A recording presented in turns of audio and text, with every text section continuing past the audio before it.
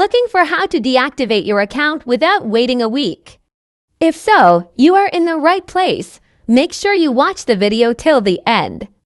Let's open up Instagram. And we will tap Profile on the bottom right and the three lines at the top right. Now let's go to Settings here and type the search bar Deletion. After that, click to Deactivation or Deletion. And then you need to tap to your account. Now, the key thing is here.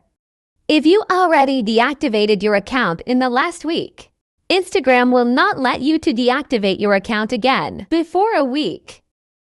So if you want to deactivate your account without waiting a week, all you have to do hit the delete account and tap to continue.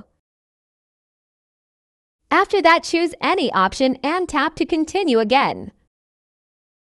And then enter your password and hit the continue button. After these steps, your account will be deleted. Attention please, if you delete your account with this method, you must reopen your account within 4 weeks. If you do not do this, your account will be irreversibly deleted. I hope you found what you were looking for in the video. Please subscribe the channel. Hope to see you again.